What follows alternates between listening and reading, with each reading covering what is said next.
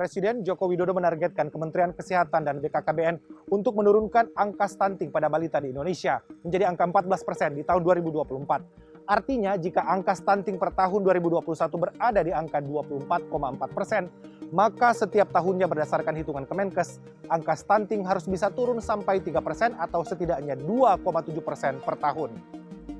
Ada dua strategi besar yang digunakan pemerintah untuk menurunkan stunting, yaitu 30% dengan intervensi gizi spesifik dan 70% intervensi gizi sensitif. Intervensi gizi spesifik akan dikomandoi oleh Kementerian Kesehatan yang ditujukan kepada anak dalam 1000 hari pertama kehidupan atau HPK dan kepada ibu sebelum masa kehamilan atau remaja putri. Intervensi ini bersifat jangka pendek dan hasilnya dapat dicatat dalam waktu yang relatif pendek. Sementara untuk intervensi gizi sensitif akan diorkestrasi oleh BKKBN sebagai koordinator, ditujukan melalui berbagai kegiatan pembangunan di luar sektor kesehatan dan merupakan kerjasama lintas sektor.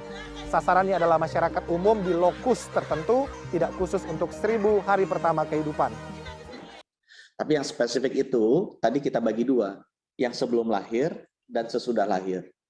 Yang sebelum lahir fokusnya adalah bagaimana kita bisa memastikan gizi darahnya ibu-ibu dan FA-nya itu cukup. Yaitu tadi dengan intervensi kita berikan tablet tambah darah dan juga dengan antenatal care atau konsultasi kehamilan rutin 6 kali, naik dari 4 ke 6 selama masa kehamilan dilengkapi dengan USG. Sehingga kita bisa deteksi dini kalau ada potensi stunting di kelahiran. Dari catatan data Studi Status Gizi Indonesia atau SGSI tahun 2019 memperlihatkan 23% bayi sudah stunting sejak dalam kandungan. Hal ini karena kurangnya asupan gizi selama proses kehamilan.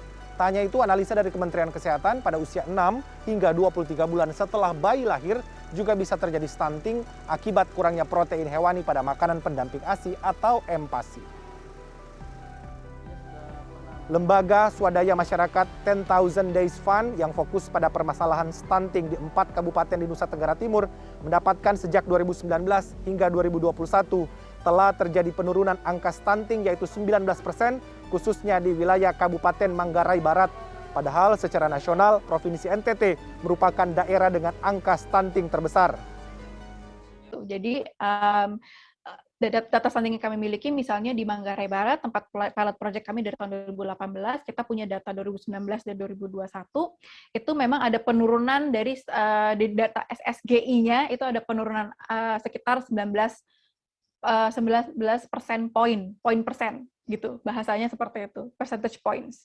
Itu penurunannya itu di Manggarai Barat itu termasuk yang paling tinggi di tahun 2021, itu penurunannya di seluruh NTT. Kita bekerja di sana sudah ada sekitar 3 tahun. Kita tidak mengklaim pekerjaannya pemerintah kabupaten, tentunya mereka juga punya strateginya sendiri yang gencar untuk bagaimana menurunkan itu, dan puskesmas di Manggarai Barat itu bekerja luar biasa kerasnya.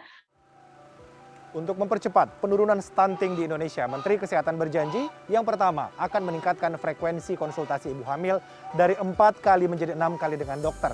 Kemudian akan menambah jumlah unit alat USG di puskesmas-puskesmas.